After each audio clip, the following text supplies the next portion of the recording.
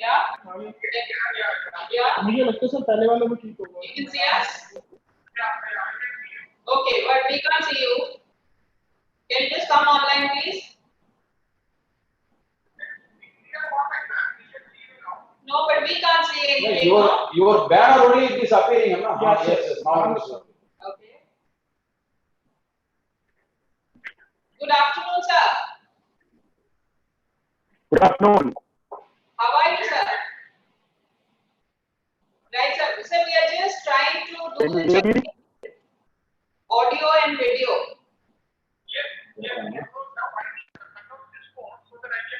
Yeah, please. Am I audible now? Am I audible? It's not great, sir, but we are just trying to do some adjustments from our side also. Yes, we can hear you, and you are audible, and the visual is also clear.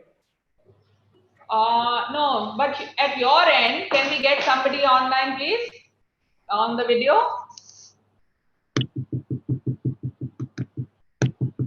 One second.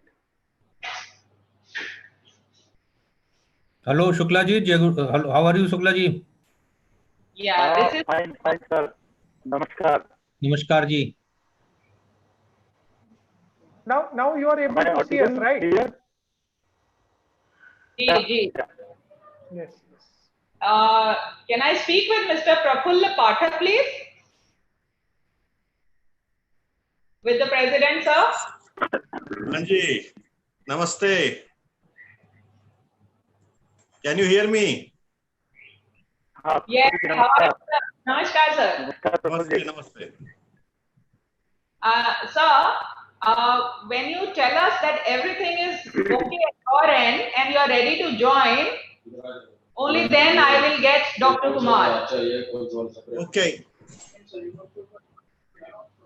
We are starting at 3, not 3. Ji, sir. So, who will be doing his welcome address, sir? I'll be doing. All right, sir. So, it is almost 3, so I'll just get him in about 2-3 minutes then. Okay, Hari. Just let me check with Hari. Ji. Yes, we are ready, sir. We are ready. Okay. Right, sir. So just give us 2 minutes. Has everybody at your end joined, Hari? Yes. Yes. All right. So, sir, you will be doing the welcome remarks. Yes, our president will be doing the welcome remarks. So, Hari, you tell me when you want me to get Dr. Kumar. We are ready to go, ma'am. We can start now. It's 3 o'clock.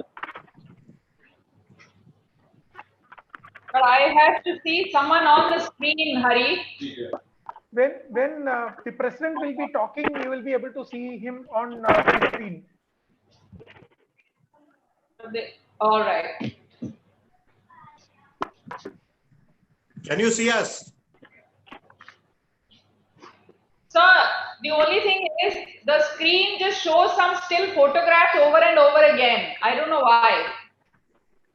That is only because, when people are going to talk, then you will be able to see their, face. So right now, when talking president and the chairman will be when they are going to talk to the people. Right. So, just a minute. Now I am talking. So can you see me there on the screen? Ji, sir. Yes. Okay. So whosoever is talking, he will be all over on the screen. All right, sir. Okay. So I will get Dr. Kumar now. Yeah. All right, sir. Yes, please. In the meantime, welcome Dr. Ashwini ji, Praful ji. Ashwini ji is online. Ashwini, Thank you. Good afternoon, everyone. Good afternoon, everyone. Oh, yeah, thank you.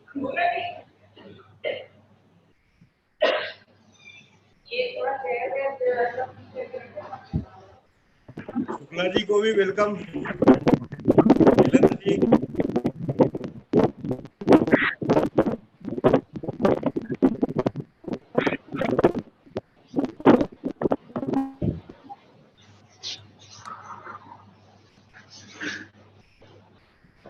क्या हो गया ना sir आपका? अभी शाम आया था, कुछ किया था? हम लोग कर रहे हैं, कर रहे थे। नाम की पिछली मीटिंग के थी ना, लिस्ट करने लगे।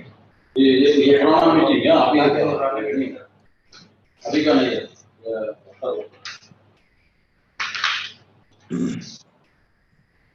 ये सब तो रहेंगे, सबका तो रहेगा नहीं ये सब रहेंगे। नहीं,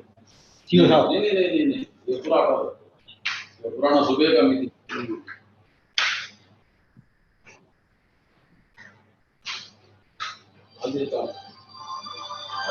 आपके यहाँ भी रहेंगे सर।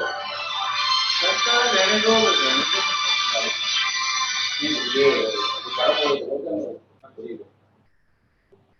ये तो अच्छा वाला लिखा है। अभी वो सर वो भी चेक करना है। ठीक है, वो कर दो, बिल्कुल करो। मैं अभी आपको कॉल बैक करता हूँ।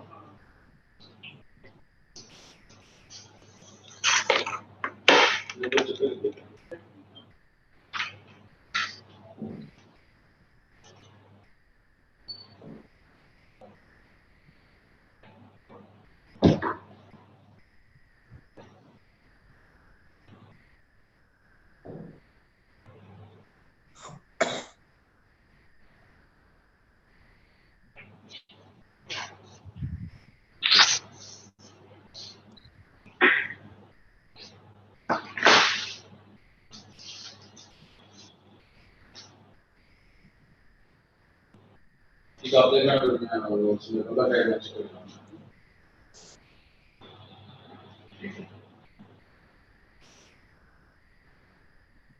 इसको सर रैप में नहीं जोड़ रखा है, इसको तो उसमें जोड़ा हुआ है।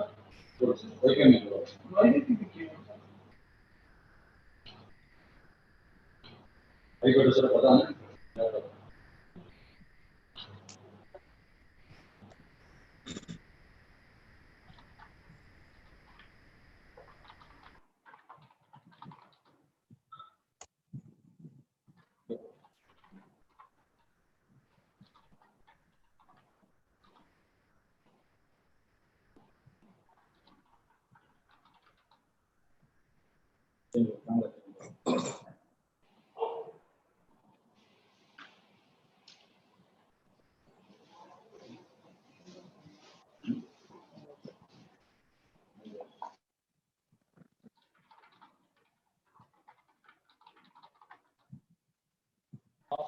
Dr. Kumar has arrived. Hello. Welcome, sir. Good afternoon, sir. Welcome.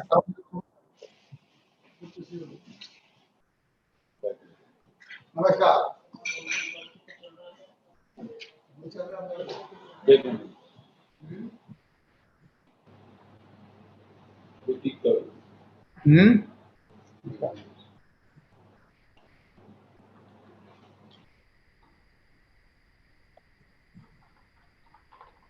No, we just did the testing and all. It was all fine. Camera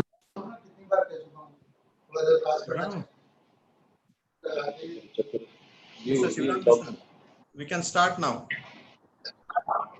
wait, I don't know. What is wrong? Can we start, Hari? Mr. Hari, can you hear me? Yes, we can start. We can start, please. Namaskar and good afternoon from Solar Energy Society of India to all the participants, the chief guest and my colleagues. I am Sivaramakrishnan. I'm going to moderate this session, and before that, my job is to introduce you the subject, solar energy, an agent of change, the subject we have selected today. I'm honored to be invited for introduction of the webinar today on an ideological subject which has revolutionized the mankind in the modern times. Historically, there are many energy sources which has changed the course of human settlement in our planet. Fossil-based energy sources, electricity, etc. are a few to name. Over the years, human civilization have moved through different era of energy utilization.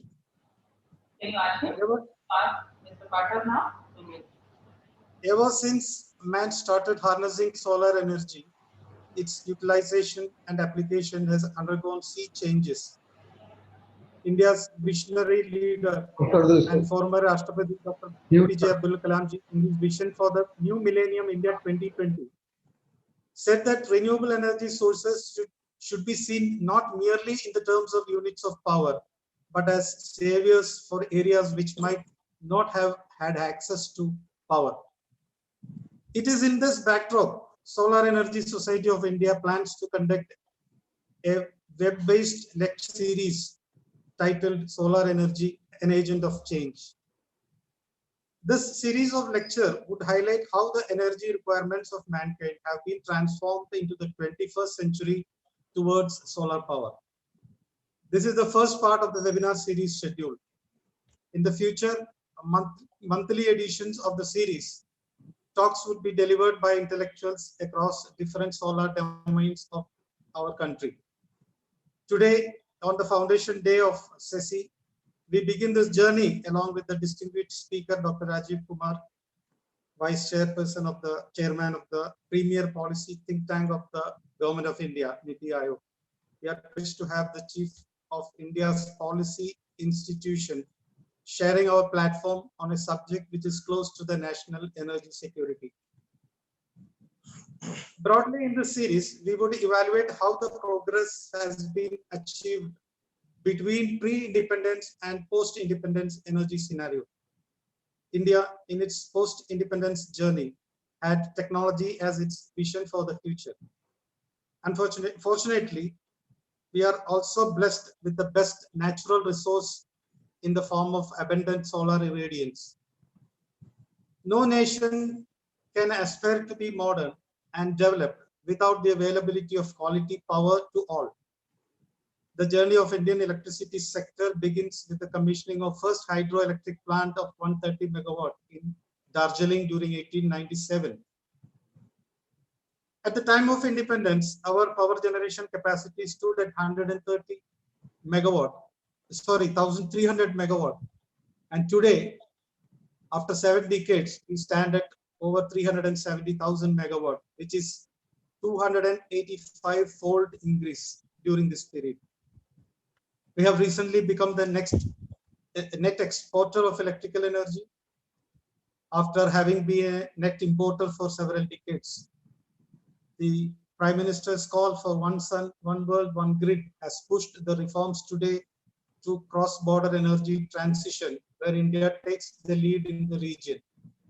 The proposed amendment to the Act, Indian Electricity Act, further winters the clean energy hopes of 1.3 billion citizens of the country. Our energy transition outlook to 2050 predicts a rapid transition unfolding. By mid-century, the energy mix will be split almost equally between fossil and non-fossil sources. The drivers of the transition can be identified as climate change, technology cost curves, new market, and business models. Unlike historical transitions, which were driven by scarcity, the present energy transition is evolving in an age of abundant availability of energy resources. The transition is mission-oriented. The transition is mainly cost-driven. The transition is technology-driven. Transition to a global 100% renewable energy system is no longer a matter of technical feasibility or economic viability, but one of political will. Key findings of many researchers in the sector conclude that a global transition to 100% renewable energy across all sectors, power, heat, transport, and desalination before 2050 is feasible. International Renewable Energy Agency IRENA estimates that a share of electricity in total energy use must increase to almost 50% by 2050, and renewables would then make up 2/3 of energy consumption. The transition would be primarily attributed to electrified forms of transport and heat. So that's all about my introduction of the overview of the webinar series. We have to make a formal welcome to the chief guest. I cordially invite the President of Solar Energy Society, Sri Prafulla Padakji, to make his presidential address as well as welcome speech. Over to you, Prafulla ji. Thank you, Sivaramakrishnan. It's a Solar Energy Society's Foundation Day today, and we are blessed to have the Honorable Deputy Chairman Niti Aayog, Dr. Rajiv Kumar ji, to give us an address on the theme Solar Energy, an Agent of Change. I welcome you, Dr. Rajiv Kumar ji, to this session on behalf of me and on behalf of Solar Energy Society of India. As all are aware, Solar Energy Society of India celebrating 42nd Foundation Day.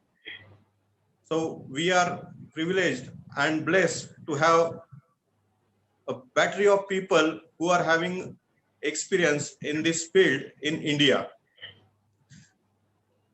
We started as a society formed by academia and researchers, because in 1978, the trading in solar was nowhere. Rather, up to 2010, this aspect was limited to solar thermal, but from 2010, there are lots and lots of changes that we are witnessing. So in these members, we have members like Mr. V.S. Verma, who was former chairman of CRC.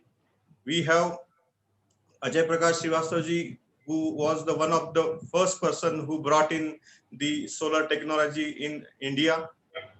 We also have Dr. S.B. Agnihotri, who was former secretary MNRE. We have Dr. K.S. Pofri, and similar line people, members are with SECI.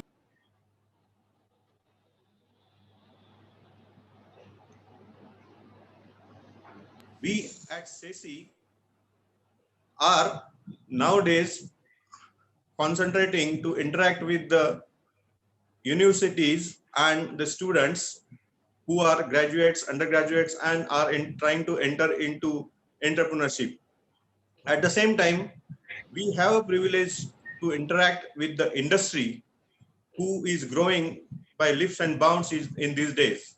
And at SECI, we are thinking of to have a bridge between industry and institution.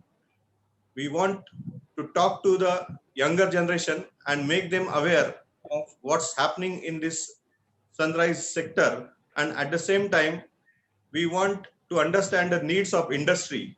And if possible, we are trying to bridge with the experienced members we have. So we are looking at the solar sector from this angle, and we are trying to interact, develop a next generation for solar sector. At the same time, our chief guest, Dr. Rajiv Kumar ji, he is looking at to this sector from Niti Aayog perspective. So on that background, it's an auspicious day again for us to begin with something, a new journey at a new auspicious day, and at the hands of a person like Dr. Rajiv Kumar ji. So again, I would like to welcome Dr. Rajiv Kumar ji. I would like to thank for sparing his time and coming to us. And we are here. We are eager to listen from him, his views, and the side he is looking at. Before I conclude, one small thing which I want to mention here, that earlier our country, India, was a receiver for many things, but solar is a sector which is now going to be a donor to the world. We are going to give human resource, we are going to give technology and many things in this sector. So I found that Dr. Rajiv Kumar ji is the best person to listen from him how he looks at Niti Aayog perspective and other perspectives. So welcome you, sir, and we are eager to listen to you.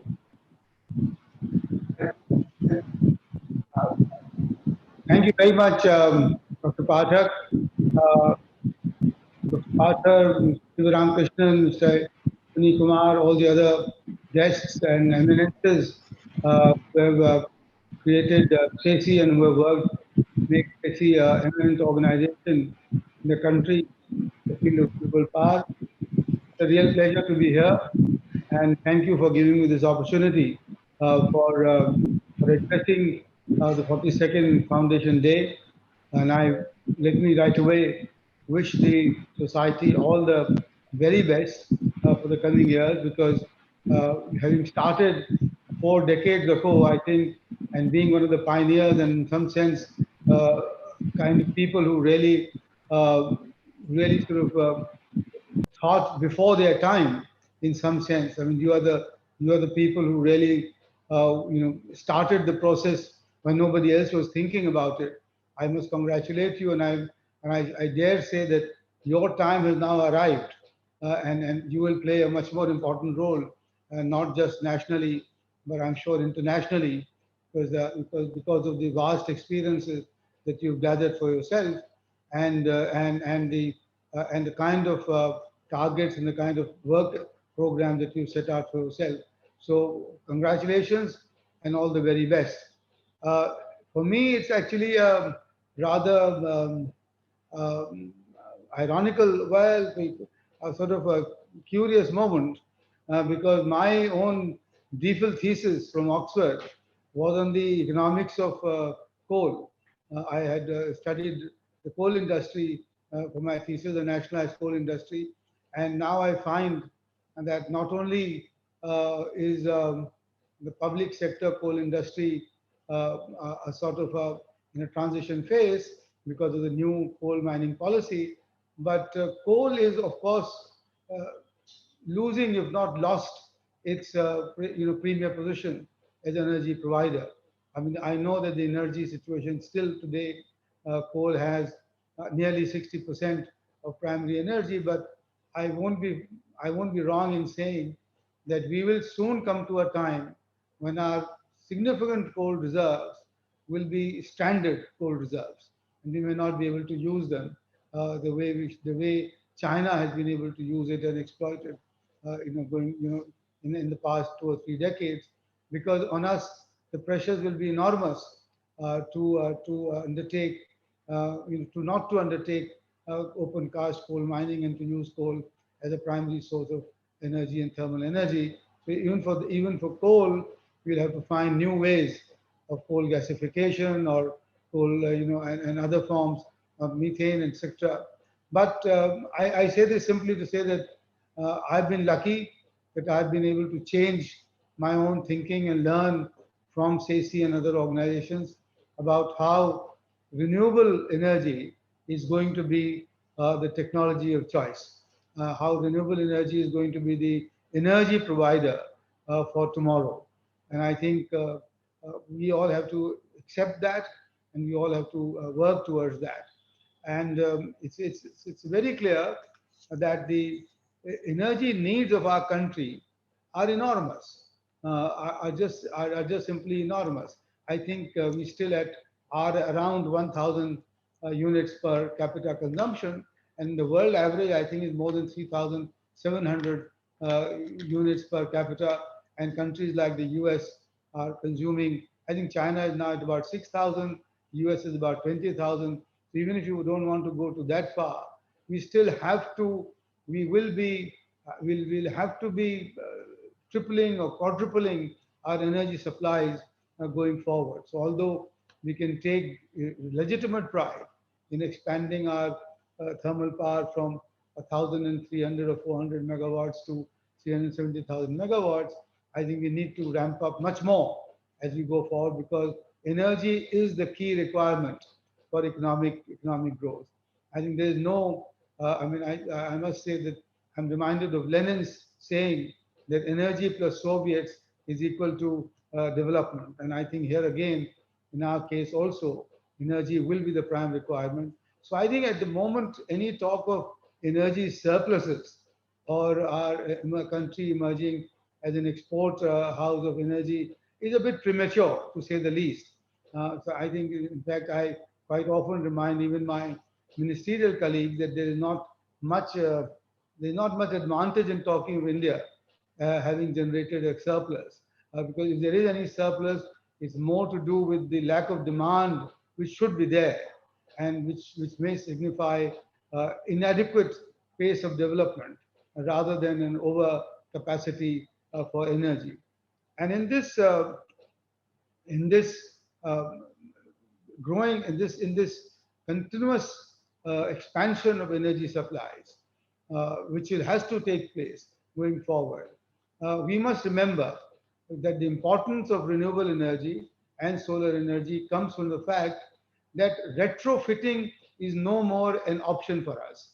What China has done in the past, or what the Europeans or the British or everybody else, the Japanese and all of them, they did in the past, which was to pollute the atmosphere, not take care of the environment, and then retrofit it, backward, which they've been able to do. I'm sure all of us know the case of, for example, the River Thames, where it was said after the Second World War that if you put your hand in it, only half the arm comes out because the river was so polluted. But then they cleaned it up and then they retrofitted it. Similarly, for Japan, the Bay of Tokyo, which is so full of mercury, and I can go on, the Chongqing, the city in China, which has got the densest pollution, atmospheric pollution. Now that's not an option for us any longer.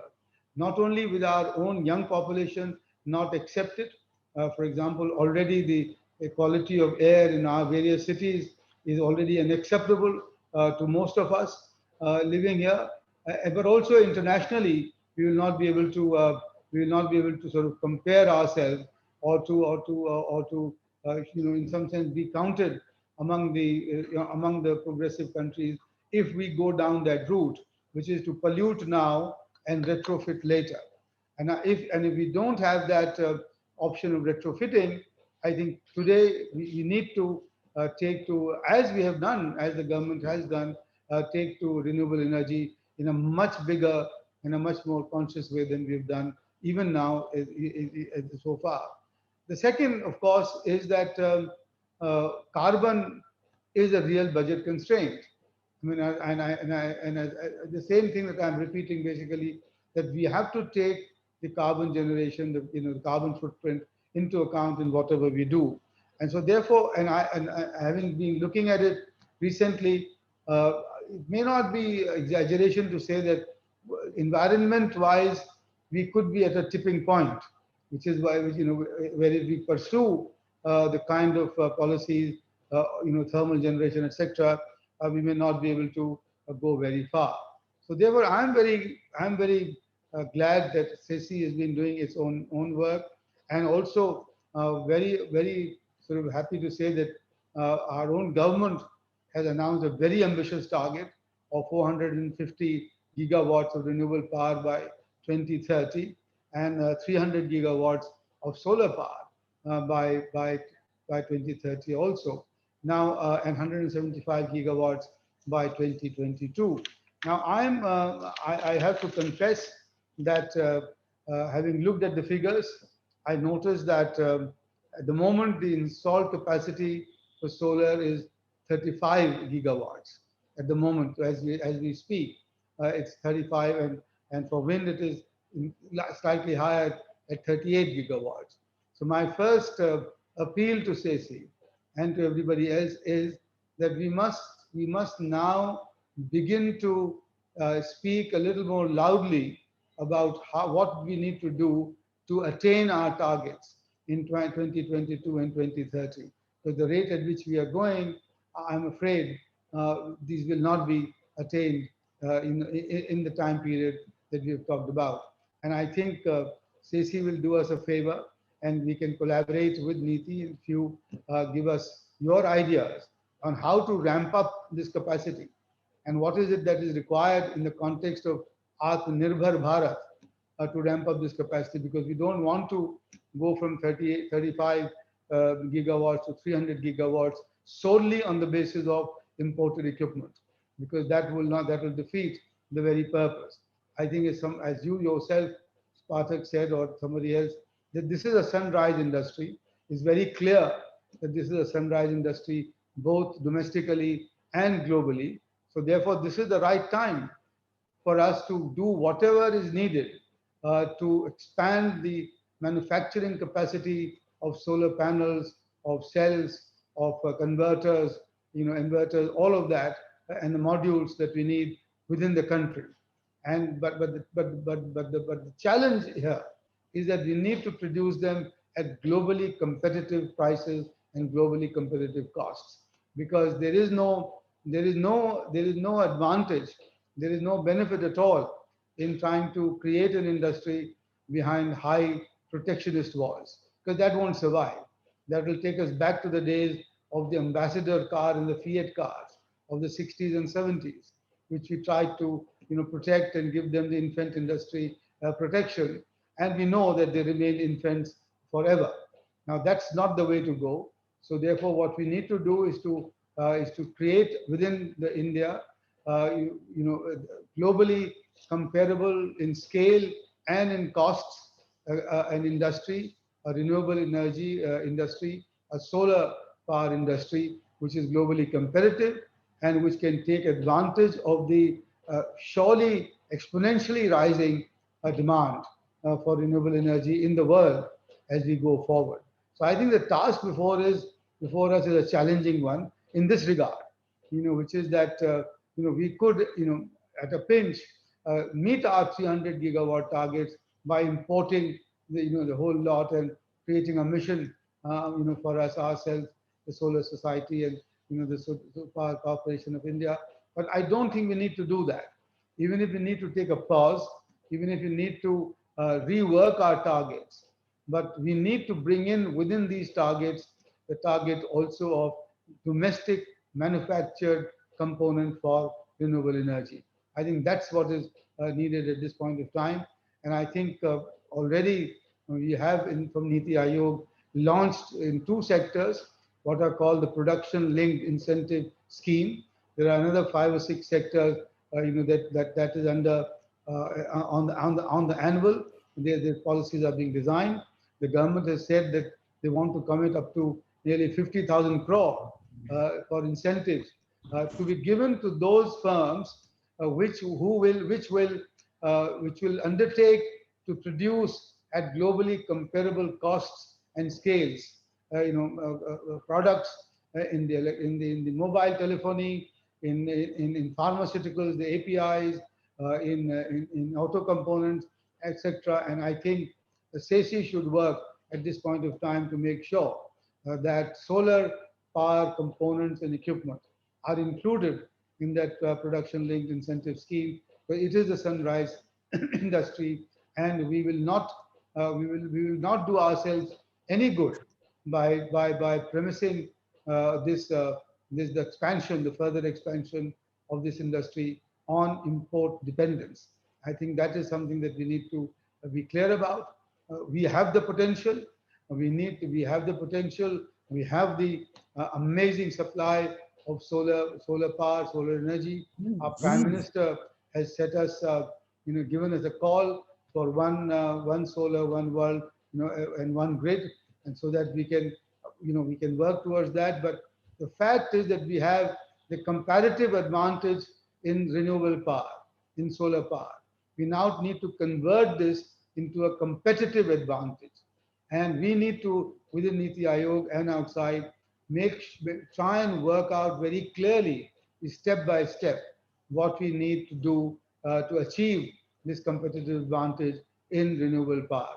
Now, this may require temporary protection. This may require us to adopt a phased manufacturing program for solar equipment, which I think we should be ready to do, provided there is a very clear sunset clause for the protection that one is offering. And I think that now is the time to put this design on paper and then to make it into government policy. I wanted to emphasize this simply because we have lost such opportunities in the past, for other sunrise industries.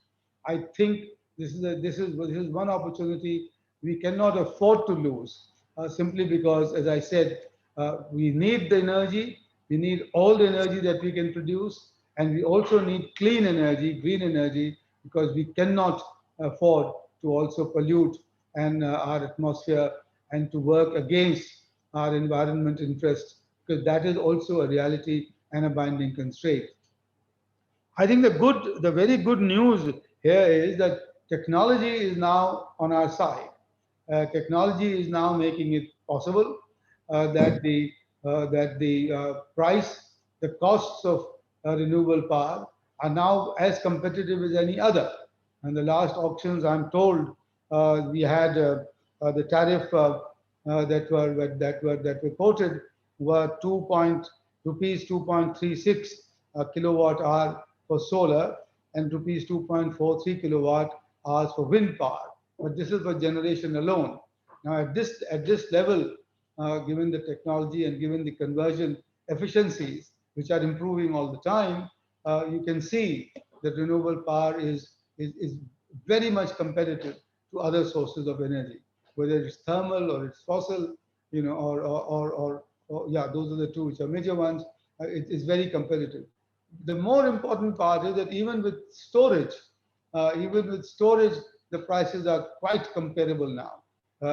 Greenco's latest bid for the solar generation plus hydro power storage has come out at rupees 4.04, and Renew Power's bid for generation and battery storage has come out at rupees 3.92.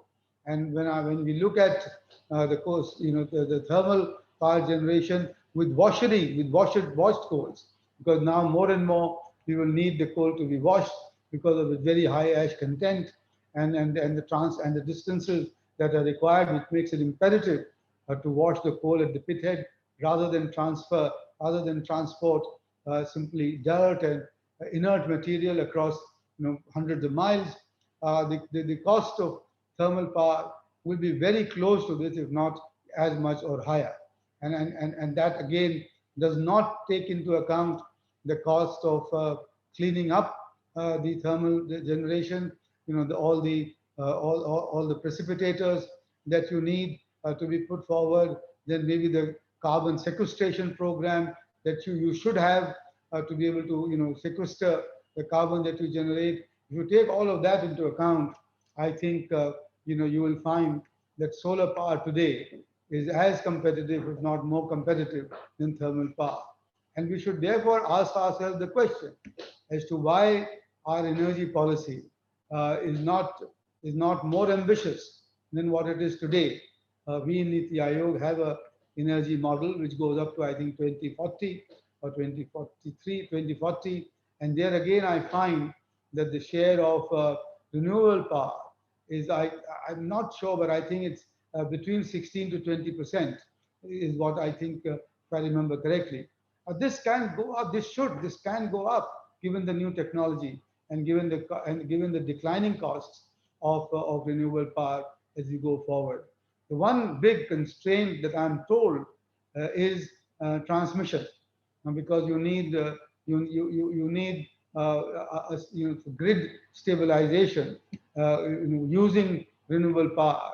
You need much more investment in the transmission system of our country, but that has to be done, and that should be done because otherwise, we will continue to face this constraint. Now, I'm not an engineer. I'm a mere economist, so I don't know what engineering advances we need for the grid to be stabilized. But I think it's not rocket science. I know that California is very much onto it, and they are trying to achieve that in a major way. I think maybe what you need is a smarter grid. What you need is to balance your various sources of energy generation, and to connect the national grid in a manner that you would be able to transfer electricity from one end to the other without much hiccups, and which I'm afraid is still not the case. So I think we need to think about renewable power, about solar power in the country in a much more holistic manner than what we have done so far, in a much more integrated manner. एक समग्र तरह से हमें इसके बारे में विचार करना पड़ेगा, जिससे कि ये सारी चीजें जो मैंने आपके सामने रखी, जैसे कि जनरेशन की बात और स्टोरेज की बात और फिर ट्रांसमिशन की बात और इस सब का और नेशनल ग्रिड की जो जो हमारे जो इश्यूज हैं, जो विषय हैं, उन सब को हमें एक साथ देखना पड़ेगा कि अगर हम को चाहते हैं कि हमारी इंडिया, हमारे हिंदुस्तान में जो है वो एक हम रिन्यूएबल पावर का एक नया नक्शा सा बना सकें. हम we have the opportunity to be the world leaders on this area, because we have, as I said, and I'm repeating myself, we still are not anywhere near, our requirements for the demand and for the people, and what is required in the country. And I very well that today you can talk about India faced with many dualism, but also an energy dualism. There's a complete divide between India, which has electricity, and which doesn't have electricity. Although we have reached all the villages of our country under the current leadership, with the Prime Minister's direction, it's not also unfair to say that large parts of the country are still pretty much devoid of reliable and even reasonable quality energy. I was shocked this morning to hear that 52% of our Anganwadis, of the 14 lakh Anganwadis, don't have electricity connections. And we are trying to use them for preschool learning according to the new education policy. Now, how would these children learn anything without electricity? Then 52% of them don't have it. We are trying to create an internet-based online education system in the country. But I was told that only, I think about 48 or so percent of schools in the rural India have electricity connections. They can't think of having internet, etc. So I think energy is still is an area where we are faced with avoidable and completely unacceptable dualism in our economy. And I think this is why I again repeat myself that we have to dedicate ourselves to produce the sort of energy that we need. And for that, today India has the potential, for that reason, to become the world leader and show to the world that there can be an energy system which is predominantly renewable. Now, not just solar, you have to add wind to it, you have to add hydro to it. Our hydro resources are far from fully exploited. 67,000 megawatts of hydropower remains locked up in the northeast, and we are taking a special. We focus especially on that in Niti Aayog. Again, if we link up our rivers, the Ken, Betwa, and others, we can generate more hydropower. So there is a huge scope, but I'm afraid we still do not think in those terms. We are not yet telling ourselves that we are the people who will live off, who will produce, generate, and consume renewable power. And it's not like a national sort of agenda. It's not, so I think the time, and I'm saying this simply to say that, we can be there, because, if after the 370,000 megawatts of installed power, we can say that we will now taper it, of thermal power, and we'll only ramp up our renewable power. I think we can be there, and we should be more ambitious in this regard. So, ladies and gentlemen, on the domestic scene, I must sort of submit to you that we have long ways to go. We have long ways to go, and we need to renew our own pledge towards renewable energy, as it were, because that's what is required today. And I hope on this Foundation Day you will do this. Two other small points, very sort of relevant, but not as important as the domestic scene, is one that India will have to take care of South Asia for energy requirements and for its renewable energy requirements. And I think we therefore need to start thinking not in just in terms of the national grid, but a South Asian grid.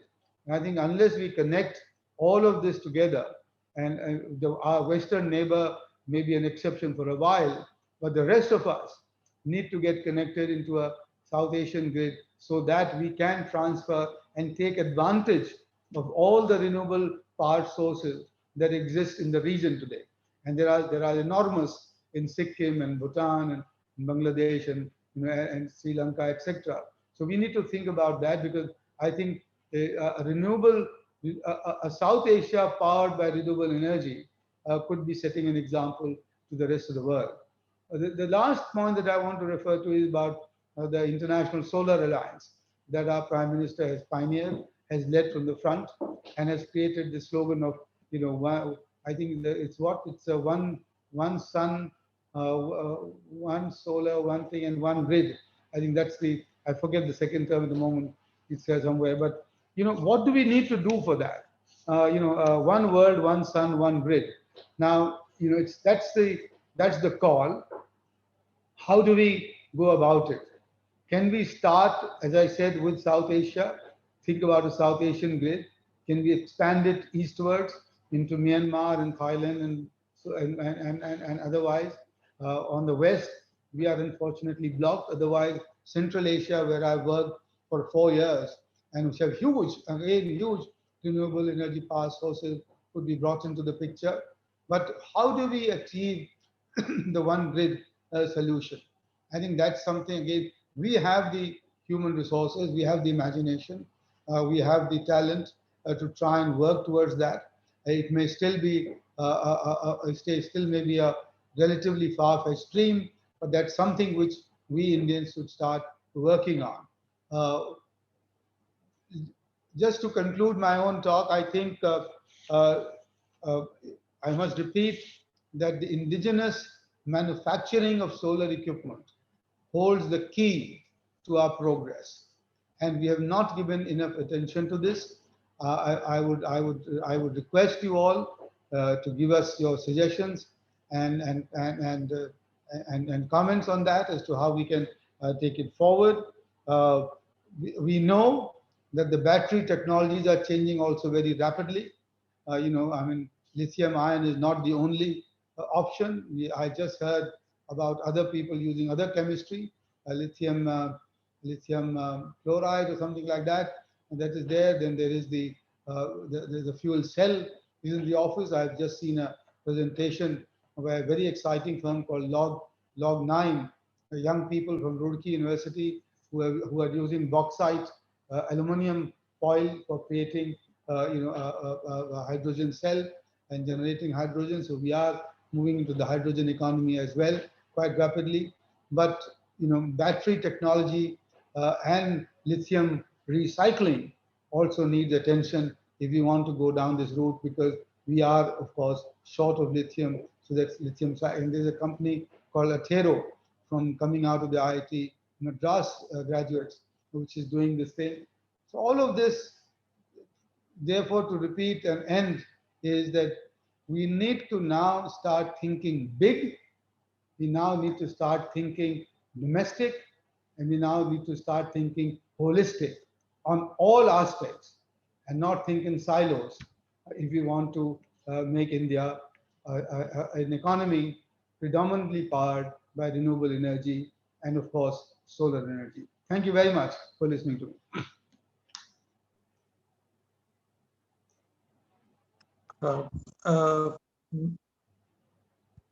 Sir, I think a few participants have raised their hands. Seems to have some queries. Yes. Hari, can you connect the participant? Mr. Hari, can you connect the participants who wants to ask the questions to the guest? No, you have to ask Sivarama. You have to ask on their behalf. I'm not able to see I'm not a co-host right now. Ajay Prakash ji, आप Ajay Prakash ji? Yes. आपको कोई? I'm very thankful to Dr. Rajiv Kumar ji for addressing this gathering and giving his thoughts. And I 100% agree with what he says about production manufacturing in India. And I think the manufacturing in India was quite a lot, but Suddenly, after 2010, it stops coming down. But what we need in India, sir, is not protection in terms of subsidy or incentive or this or that. What we need in protection from the cheap imports coming from other countries, because their governments give them a lot of subsidies and incentives. Their cost is reasonably low, and they bring that low cost material in our country. So if we have protection from that, and how that will be achieved is by way of whether safeguard duty or by way of anti-dumping duty or whatever, that is the mechanism that government has to work out. With that kind of protection, that is the protection that I think the Indian manufacturers need.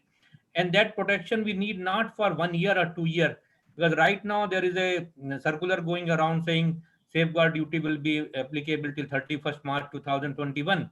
What happens after that? So if I have to set up a factory, manufacturing factory, I need to know that maybe for next 4 year 5 years there will not be free imports coming from other country. Then I can make my plans, manufacturing plans, because the technology is nothing special.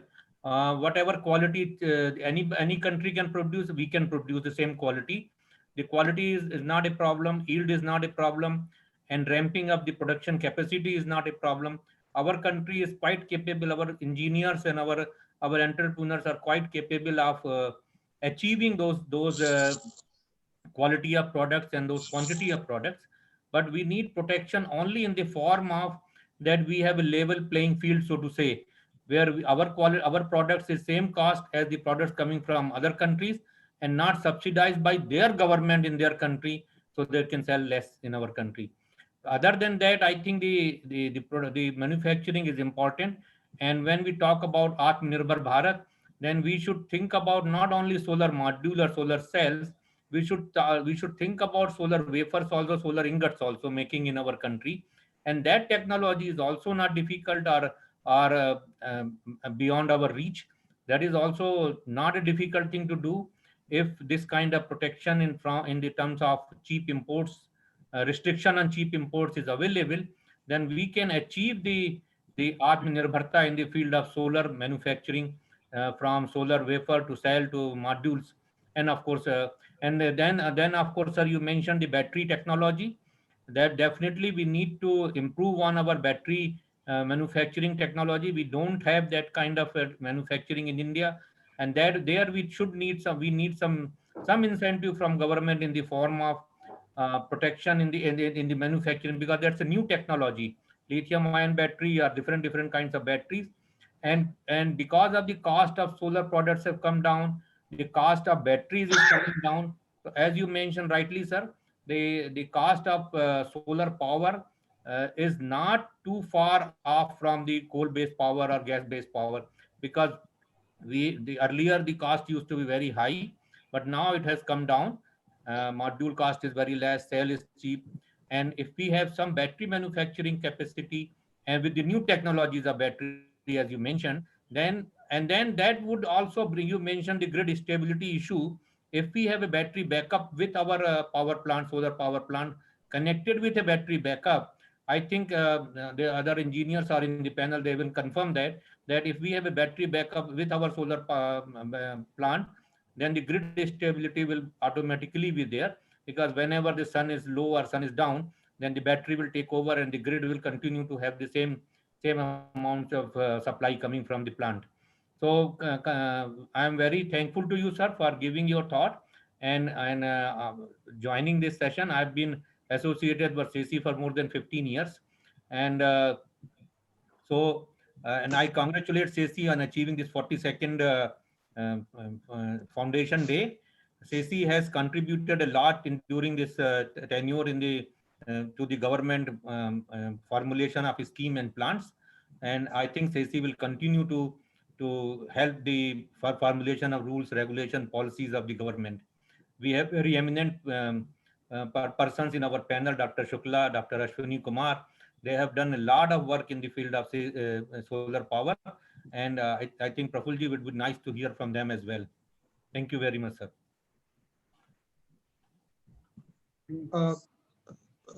Can I request Dr. Ashwini Kumar to share your thoughts on the Foundation Day. I request you to take the platform.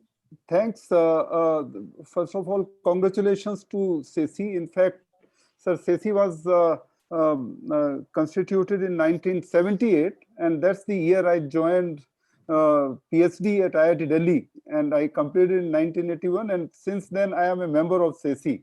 So congratulations for that. I know this SESI growing as a research academia institution, and we as a research scholar used to look for annual events where you can discuss your research papers, you can talk to the experts, you can get their feedback. Industry also participated.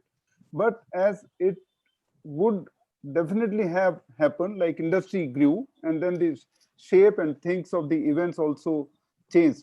Sir, whatever you said, I think that's very, very critical that we have reached in terms of solar a stage where we can afford, little bit, I would say, playing with the tariffs also, because now the tariff is 2.36, and the RTC, what the Solar Energy Corporation says, round the clock power, that also tariff is very nice. But I think the key issue is the domestic manufacturing. And if you, sir, recall that since the launch of Solar Mission, that effort was made, first reserving some capacities for the domestic manufacturing, but I think industry was not benefited with that. So now this is the time, sir, and I know Niti Aayog and all government is working on this to bring out a suitable policy for domestic manufacturing. As Srivastava Sahab has very clearly said, this is the wish list of the industry. They don't need subsidies. They need, protection against cheap imports, which is happening. But sir, I think I would like to propose that maybe something like in case of utility power, solar power, we created a scheme of solar parks.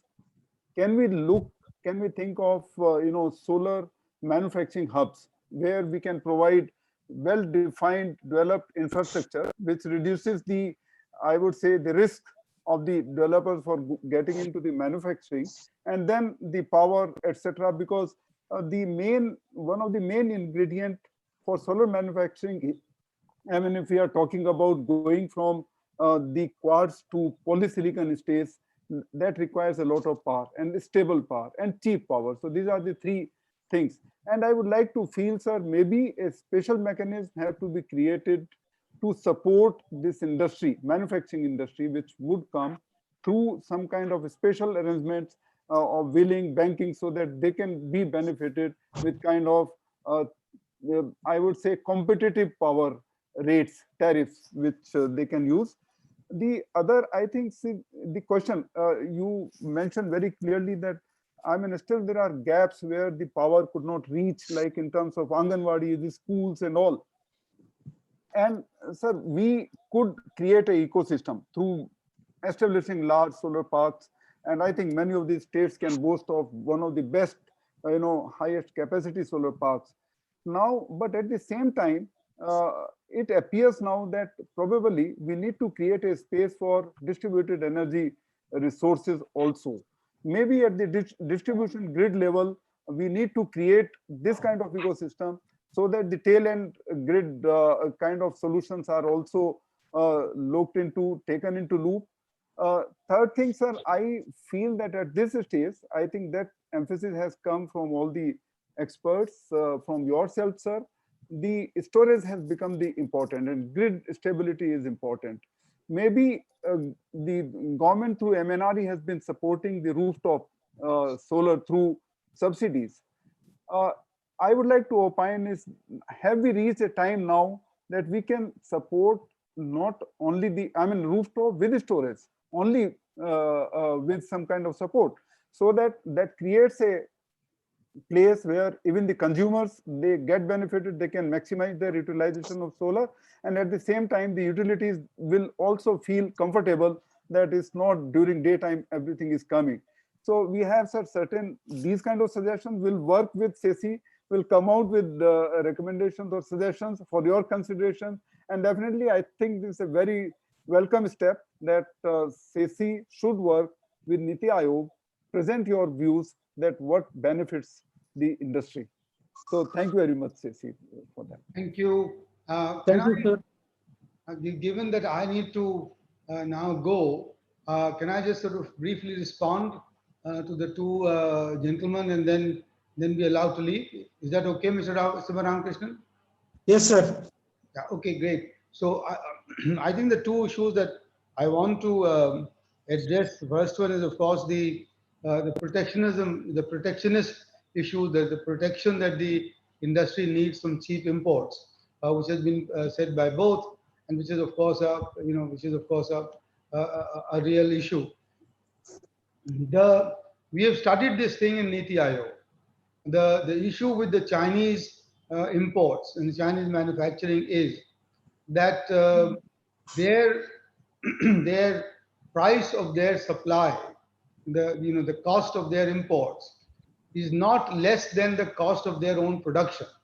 The price at which they supply solar equipment, and this is true for various other industries also, is shown by the Chinese to the WTO authorities to be higher than their cost of production. And dumping starts by definition when a country or a firm is supplying products at below its own cost of production. Now, why is their cost of production so low? There are various arguments to that. There are various explanations for that. And one is that the Chinese government is constantly subsidizing it. The fact of the matter remains that the Chinese government does not directly subsidize any industry. What it does is that it has set up an ecosystem where the cost of energy, the cost of capital, the cost of logistics is much lower than what we can afford. That's the whole. That's the issue. Because for example, we cross subsidize domestic energy with the industry the tariff that we charge to the industry. They do the opposite. We subsidize domestic passenger travel on railways by charging higher freight rates on industry. They do just the opposite. Now, so therefore, it's the whole bigger ecosystem which is important rather than talking about industry specific subsidies, because the Chinese have shown, I mean, the Americans went after them, the Japanese went after them, and that they've shown, and nobody could be able to stick any dumping charge on them for any length of time. So safeguard will not help perhaps. What will help is, as I think Dr. Ashwani Kumar said, is to set up some manufacturing hubs where the input costs of logistics, of energy, even of land and labor and other things are brought down in our country, so that we can, and I kept repeating this in my talk, that we can start producing at globally comparable scales and globally comparable costs. The Chinese have also achieved huge economies of scale, as a result of which 20 years ago their share of steel production was only 14% of the world, and today it is 68%. I mean, so that's the sort of thing that we want to do. Now, this is where we need to start thinking differently and not continue to think about industry-specific measures of anti-safeguarding or anti-dumping. But the other thing, of course, is that dumping takes time to introduce and then has a fixed time period and so on. This is where I mentioned about the phased manufacturing program. And you are right, Mr. Ajay Prakash, that we don't need incentives that last only for 1 or 2 years. It should be a longer term policy, but with a very clear sunset clause that after 4, 5, 3, 6 years, whatever you choose, you will have zero tariff for yourself and you have to compete in the world. And as the Koreans did, they said that not only you have to have zero tariff, but you'll have to show that you can export some percentage of your total output, because that's the proof of global competitiveness. Because we don't want another set of infants which refuse to become adults in a sunrise industry, which is what happened in the past. So we don't want to go there, and that's what we are looking for. So that's my take on the protection needed in a level playing field. Of course, we need a level playing field in our country, but how do we provide this level playing field is the real detail, is the actual issue that we need to frame, that we need to design for industry after industry, and for each industry it may be different, and no, not one cap may not fit all. On the case of distributed energy, I didn't refer to it because of the paucity of time, but some reason solar rooftop has not made progress in this country. And and I know that, for example, in Germany and China, etc., it has made huge advances. We need to find out the reason, the real reason for this. It could well be the problem with the discoms, who are not actually affecting, not implementing the net charge, the net metering, and therefore, people who are putting up the rooftops are not seeing any advantage coming to them. So I don't know all the reasons, but clearly distributed energy is the name of the game today. 14 lakh Anganwadis, each one could have a solar rooftop for themselves, and they need to be connected to the grid. But what does that do to the grid stability, and how do we, and what does that do to our own equipment, etc., is something that we need to get into. But the relative lack of progress on solar rooftops is a question that needs to be examined, and I think that may be the answer. The off-grid solutions could be the answers for a faster delivery of energy to our people. So I think those are the two responses that I wanted to make. I want to thank you all very much once again, and take your permission to leave the session at this point of time. Thank you. Thank you, sir. Thank you very much. Thank you. Bye for now. Thank you, sir. That was an enlightening speech and a good start for our webinar series. We have one more panelist. We have time, still another 5-10 minutes available. I request Sri Shailendra Shukla ji to give his thoughts on the Foundation Day and the webinar series, ongoing webinar series. I welcome Dr. Sri Shailendra Shukla to the platform.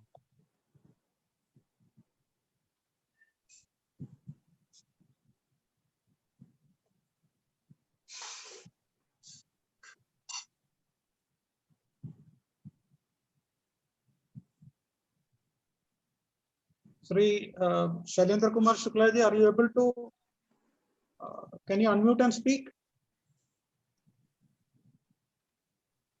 I think he has left. He is not seen in the panel. So okay, I think with that, we can conclude the webinar. It was an exciting session. There are a lot of takeaways from the speech of the chief guest today. We had a very good start for the lecture series today. There are a lot of takeaways we will discuss in our forum internally and in the future webinar series also to come.